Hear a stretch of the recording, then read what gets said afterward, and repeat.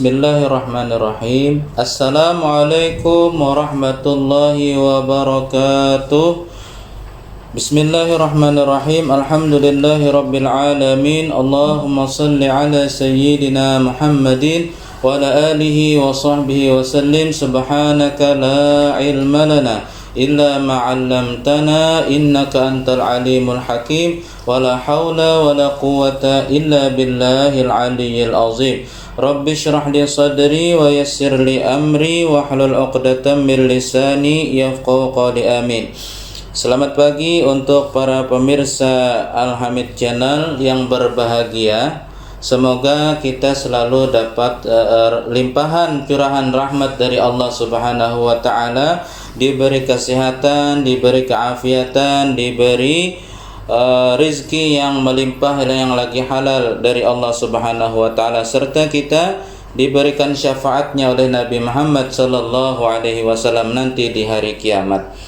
Mengawali perjumpaan kita hari ini di bulan suci Ramadan yang sangatlah istimewa ini, di sini ulun akan membawakan tema tausiah, yaitu dengan judul keutamaan membaca Al-Qur'an.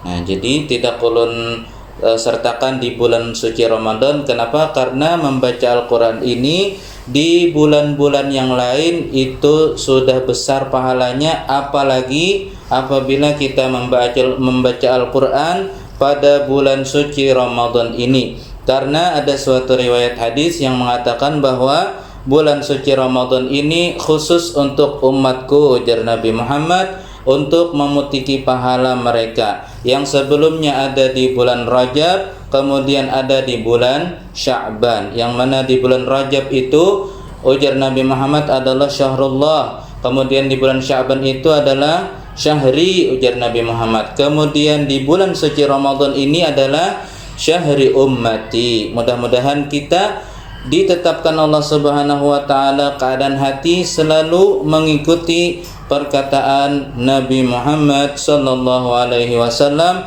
yang lewat daripada sahabat-sahabat beliau, lewat daripada tabi'ut tabi'in sampai kepada ulama-ulama kita sekarang.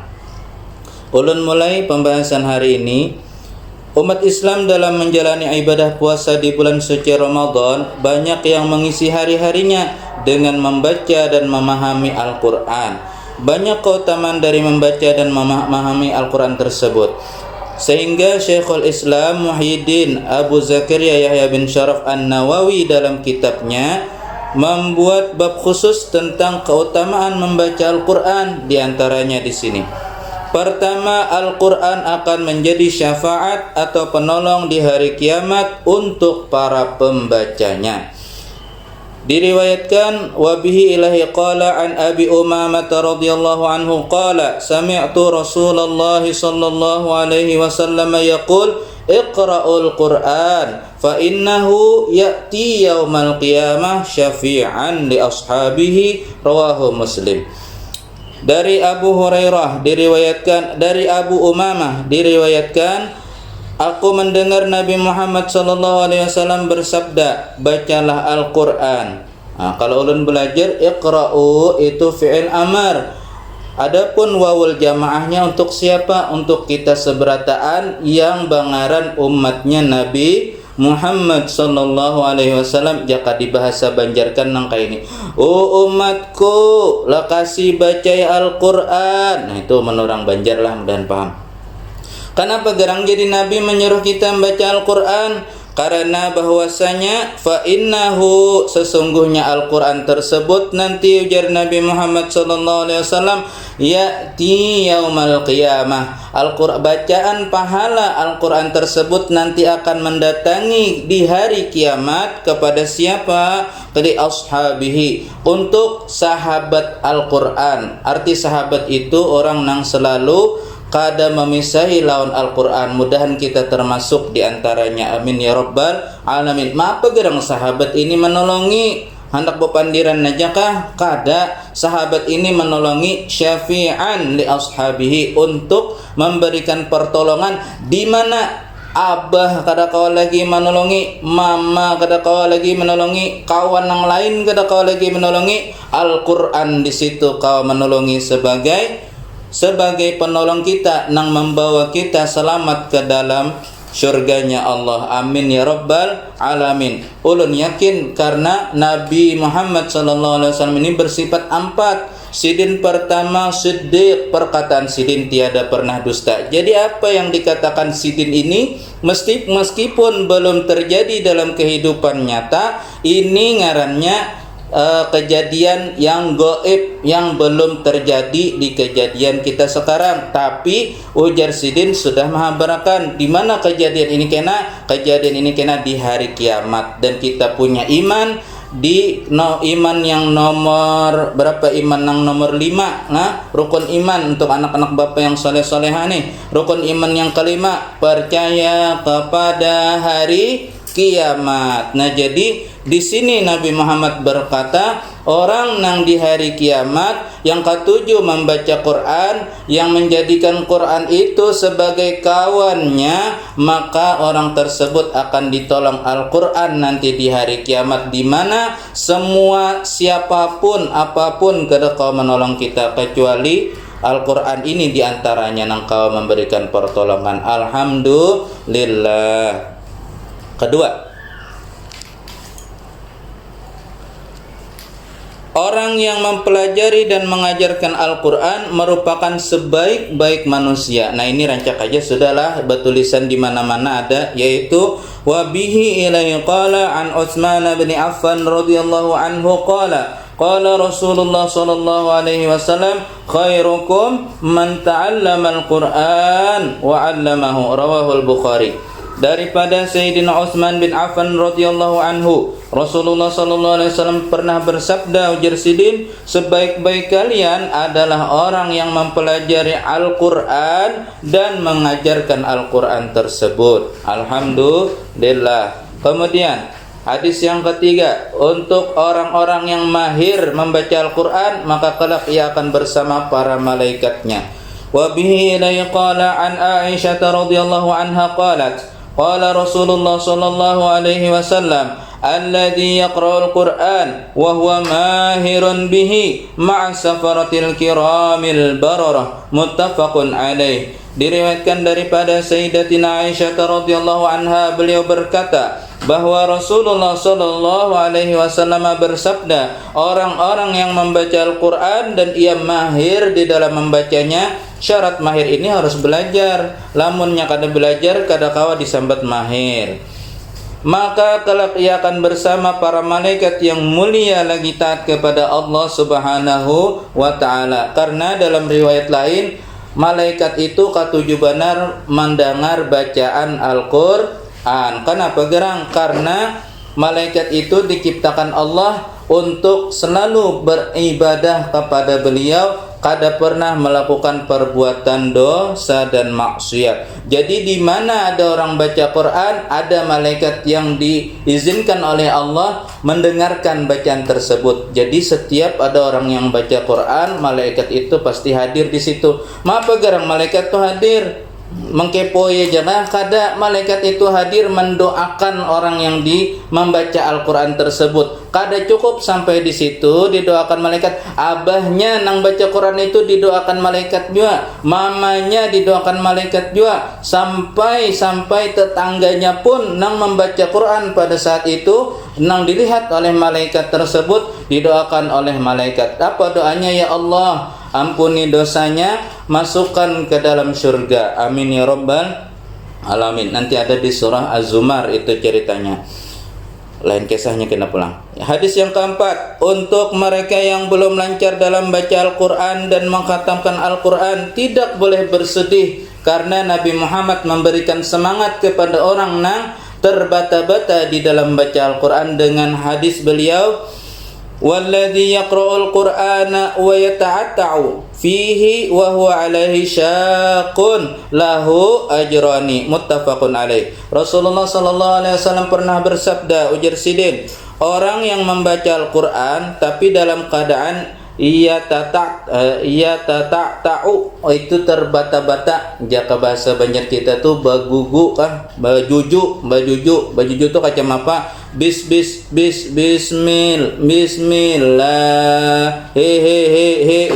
rahman, tapi hendak belajar. Nah, itu diberi semangat oleh Nabi Muhammad sallallahu alaihi wasallam dengan apa? Lahu ajrani, maka ia mendapatkan 2 pahala. Apa 2 pahala tersebut? Pertama, pahalanya membaca Al-Qur'an meskipun masih berat baginya. Kedua, pahalanya uyuh membujuri. Nah, jadi bagi yang sudah lancar membaca Quran, jangan bersombong dulu, karena di akhirat kita kada tahu. Bus ya banyak nang tebata-bata tadi pahalanya. Kenapa? Karena kita nang alhamdulillah nang ditakdirkan Allah Ta'ala lancar ini kada uyuh membaca. Inya uyuh habis waktunya untuk melancari Al-Qur'annya, menghafali Qur'annya. Jadi nang ukuran anak nang kau menghafal 1 halaman itu setengah jam, baginya menghafal 1 halaman itu seharian semalaman. Nah, di waktu seharian semalaman itu Allah Ta'ala lebihkan ia daripada orang nang cepat tadi menghafal. Jadi yang mana yang cepat, alhamdulillah. Nang mana nang lambat, jangan putus semangat, karena pahala sudah menghadang. Amin ya rabbal alamin. Kemudian hadis yang kelima, Al-Quran itu dapat meningkatkan derajat kita di mata Allah Subhanahu wa ta'ala. Diriwayatkan daripada an Umar bin Al-Khattab radhiyallahu anhu anna Nabiy sallallahu alaihi wasallam qala inna Allah yarfa'u bihadzal kitabi aqwaman wa yad'u bihi akharina. Rawahu Muslim. Diriwayatkan daripada sahabat Nabi Sayyidina Umar bin Khattab radhiyallahu anhu, Rasulullah pernah bersabda, sesungguhnya Allah Subhanahu wa ta'ala akan mengangkat derajat suatu kaum dengan kitab Al-Quran ini. Maksud mengangkat derajat itu pahalanya di sisi Allah berlipat ganda. Dan lihati orang nang ketujuh membaca Quran, otaknya dicerdaskan oleh Allah Subhanahu wa ta'ala. Rata-rata lah, jarang orang nang kawa menghafal Al-Quran itu orangnya jarang nang kada tapi pintar lah istilahnya, jarang. Kemudian dengannya pula Allah akan merendahkan kaum yang lain. Nah, ini yang kita waspadai.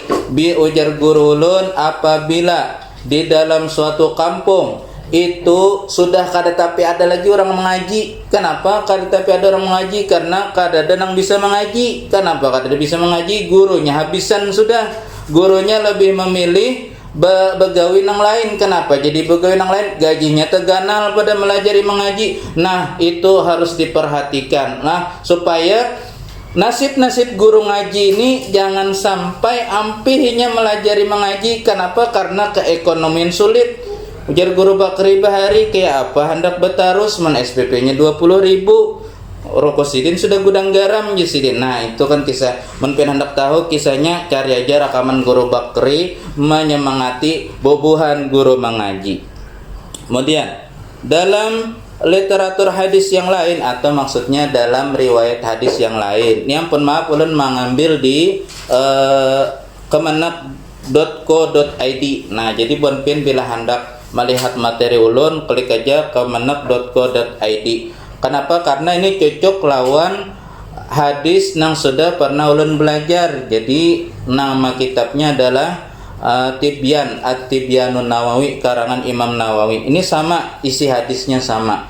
Amun ulun bawakan kitabnya ke sini, kena tengali sedikit. Jadi tanyaman, wah inilah zaman canggih. Jadi kita gunakan kecanggihan tersebut untuk meningkatkan skill kita di dalam berdakwah. Amin ya rabbal alamin. Kemudian wabillahi qala an ibni Abbas radhiyallahu an ibni Abbas radhiyallahu anhuma qala rajulun ya Rasulullah ayyul amali uhibbu ila Allah qala al-halul murtahilu qala wa mal halul murtahilu ya Rasulullah qala alladhi yadribu min awalil Qur'an ila akhirih kullama halla arih tahali rawahu at-Tirmidzi Sunan at-Tirmidzi. Bab maja'a annal Qur'ana unzila ala sab'ati ahrufin juz 10 halaman 202. Diriwayatkan daripada Ibnu Abbas. Ibnu Abbas ini maksudnya anaknya Sayyidina Abbas. Sayyidina Abbas ini siapa? Paman oleh Nabi Muhammad sallallahu alaihi wasallam. Siapa ngaran Ibnu Abbas ini? Ngaran sidin adalah Abdullah Ibnu Abbas radhiyallahu anhuma. Beliau mengatakan ada seorang bertanya kepada Nabi Muhammad sallallahu alaihi wasallam, "Ya Rasulullah, amalan apakah yang paling dicintai Allah?" Beliau menjawab, "Al-hal wal murtahal."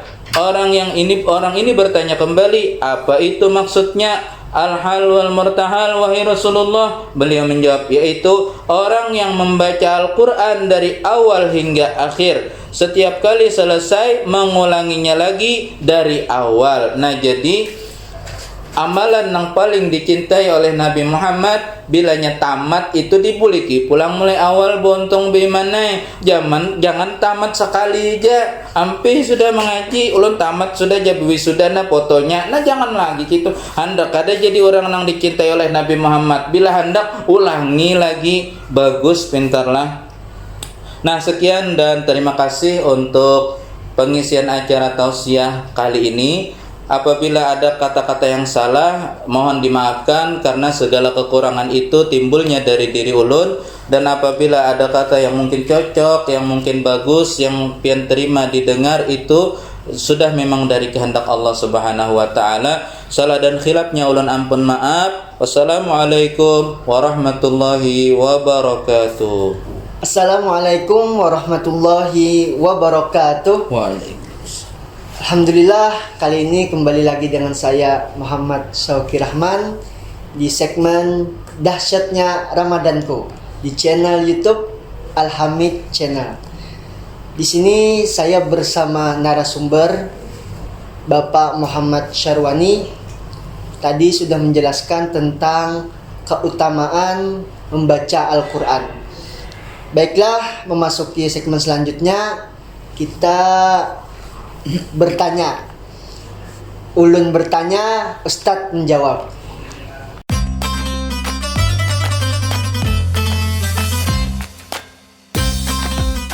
Assalamualaikum Ustadz. Waalaikumsalam warahmatullahi wabarakatuh. Bagaimana Ustadz hari ini kabarnya? Alhamdulillah, luar biasa, Allahu Akbar. Alhamdulillah. Alhamdulillah. Baik, di sini Ustadz ulun mau bertanya Ya, silakan. tentang tema yang sudah dibawakan pian tadi. Sini pertanyaannya saya rangkum dari Instagram, Ya. YouTube, dan lain sebagainya Ustadz. Siap. Jadi pertanyaannya ada 4 Ustadz. Siap. Pertanyaan yang pertama, kita sering mendengar di bulan puasa ini tentang kata tadarus Ustadz. Iya, betul. Ada sebagian orang bertanya Ustadz, apa garang pengertian tadarus itu? Iya. Nah, ada orang yang kurang paham. Ya, betul. Nah, itu Ustadz. Ya. Pertanyaan pertama. Ya. Izin ulun jawab kah atau Silakan. Ya, ulun jawab pertanyaan pertama. Apakah arti tadarus? Tadarus itu diambil dari bahasa Arab, kemudian diindonesiakan menjadi tadarusan. Asalnya darasa yudarisu. Darasa yudarisu tadarusan. Nah, asal kalimatnya itu dulu. Arti darasa yudarisu itu adalah mengulang-ulangi. Nah, apa yang diulang-ulangi? Sebagaimana hadis terakhir yang ulun sampaikan tadi, amalan apa ya Rasulullah yang paling dicintai oleh Allah? Ujar Nabi Muhammad, apa tadi jawabannya? Al-hal wal murtahal. Kemudian kada paham pulang nang tukang takun ini. Apa garang ya Nabi Muhammad, ya Rasulullah, al-hal wal murtahal. Al-hal wal murtahal itu adalah orang yang membaca Al-Quran dari awal sampai akhir khatam, kemudian ia kembali buliki mulai awal sampai khatam. Itulah orang yang pengertian dari al-hal wal murtahal, orang yang dicintai oleh Allah Subhanahu wa taala dengan amalan Qur'annya. Jadi ulama mengatakan tadarus itu diartikan di dalam bahasa kita yaitu mendaras Al-Qur'an.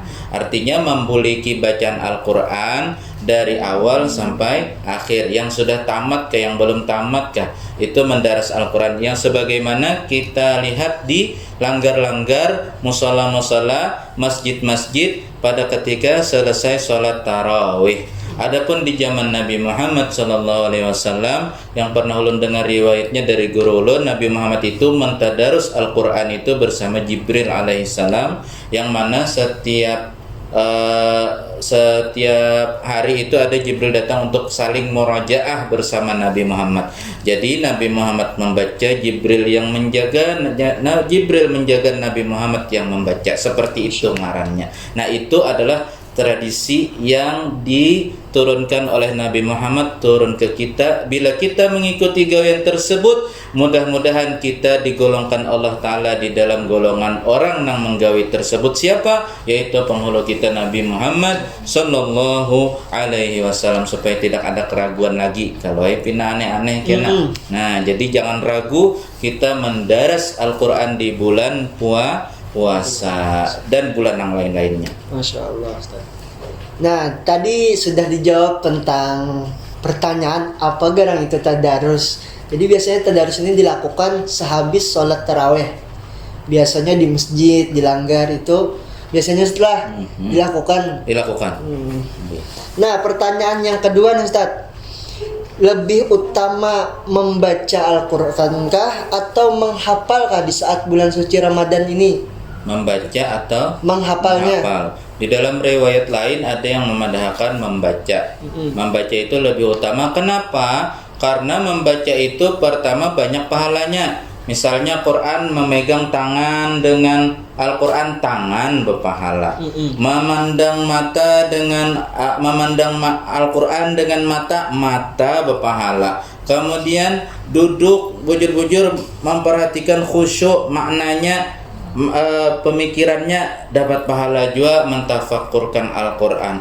Adapun hafalan ini harus dengan niat. Niatnya apa? Niat untuk menguatkan hafalan pada ketika mengulangi bacaan Al-Quran. Jadi yang mana lebih utama? Kedua-duanya bagus. Tapi yang lebih orang yang tanpa dengan Al-Quran inya menguatkan hafalannya, sama nang kaya Nabi Muhammad lawan Jibril tadi bermurajahan. Jadi Nabi Muhammad membaca, Jibril menjaga, Jibril membaca, Nabi Muhammad menjaga. Sama kayak itu juga. Amun orang baca Quran pang tadi, tangannya berpahala, matanya nang melihat berpahala, kemudian waktunya duduk di situ berpahala juga. Jadi sama-sama besar pahalanya. Nah, itu kalau sepengetahuan ulun yang pernah didapat dari guru ulun.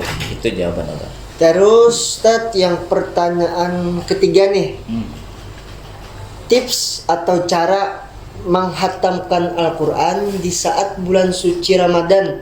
Ini kesempatan yang besar kan, Ustaz? Betul. Dan pahalanya dilipat gandakan. Betul. Bagaimana ini, Ustaz? Ya. Tips menghatamkan Al-Quran pada saat bulan suci Ramadan. Pertama dulu kita bujur-bujur hendak menambah pahala. Niat dulu, sengaja aku baca Quran. Nah, jangan sampai bulan puasa ini hanya bulan puasa aja membaca Qurannya, di bulan yang lain kada. Jangan sampai kayak itu. Jadi di bulan puasa ini sebagai latihan kita untuk di bulan-bulan yang lain. Mudah-mudahan kita kawa meningkatkan lagi. Di antaranya ada yang pernah ulun dengar, satu kali kan kita sembahyang 5 waktu. Jadi misalnya subuh, setelah subuh itu kita baca 2 lembar. Kalau kita pakai Quran yang mushaf sekarang, yang Rasam Utsmani, itu setiap juznya itu ada 10 lembar, kecuali juz 30. Juz 30 itu ada 12 lembar. Kemudian kalau kita mau mengkhatamkan, 1 kali khatam dalam 1 hari kan ada kita 5 kali sembahyang. 1 kali sembahyang itu kita baca 2 lembar. Jadi 2 kali 5 10. 1 hari 1 juz. Alhamdulillah, dikalikan ke 30 hari 30 juz, 1 khatam Al-Quran kita peroleh. Namun banyak rintangan cobaan yang kita hadapi. Di antaranya pertama uyuh, kedua lapar, ketiga haus, keempat hendak beramian, kelima ngantuk dan segala macam. Apalagi di 10 akhir bulan puasa. Nah, itu luar biasa godaan dan cobaan. Oleh sebab itu, membaca Al-Quran di dalam bulan puasa pahalanya dilipat gandakan. Kenapa? Karena melawani hawa nafsu itu luar biasa di bulan puasa. Nah, di bulan-bulan yang lain kau aja, insya Allah kau aja, kenapa? Parut kanyang, mata kadang ngantuk, kepala kadang pusing, kau aja. Tapi di bulan puasa itu cobaan yang Allah Ta'ala berikan kepada kita supaya pahalanya lebih berlipat-lipat ganda. Mudah-mudahan kita kau mengamalkan sebenarnya. Amin ya rabbal alamin. Terus nih yang pertanyaan terakhir Ustaz, pesan buat penonton Al-Hamid Channel nih agar semangat membaca Al-Quran baik di bulan Ramadan maupun di luar bulan Ramadan. Pesan untuk para penonton Al-Hamid Channel, sebutin aja yang hadis yang dibawakan oleh Nabi Muhammad tadi. Fa innahu ya'ti yaumal qiyamah syafi'an li ashabi. Sedang sudah kita bakawan nang lain, karena nang lain itu pasti kada kau menolong kita di mana aja. Pada saat kita kesusahan yang paling berat yang akan kita rasakan kena di hari kiamat. Kenapa? Karena di hari itu seberataan manusia kada peduli lagi. Seberatan manusia hanya memperdulikan dirinya sendiri. Kita harus cari teman yang kawa memperdulikan kita pada ketika orang lain tak peduli lawan kita di suatu keadaan yang mau kada mau kita minta pertolongan lawan inya, yaitu hanya Al-Quran. Karena Nabi Muhammad sudah mengucapkan ya'ti yaumal qiyamah syafi'an li ashabi. Mudahan kita kau mengamalkan seberataan dan kita mendapatkan pertolongan Allah Subhanahu wa taala melalui Al-Qur'an yang mulia. Berkat kita belajaran, kita menuntut ilmu, kita berkawan dengan orang soleh dan segala macamnya berbakti kepada kuitan, kita dikawakan mengamalkan seberataan yang diucapkan oleh Nabi Muhammad. Amin ya rabbal alamin. Alhamdulillah, pertanyaan tadi sudah dijawab oleh narasumber, oleh Ustadz Muhammad Syarwani. Mudah-mudahan apa yang beliau sampaikan tadi bisa kita amalkan di bulan Ramadan ini. Amin ya rabbal alamin. Itu saja di segmen dahsyatnya Ramadanku kali ini. Semoga di segmen berikutnya kita dapat membahas hal-hal yang menarik lagi. Assalamualaikum warahmatullahi wabarakatuh.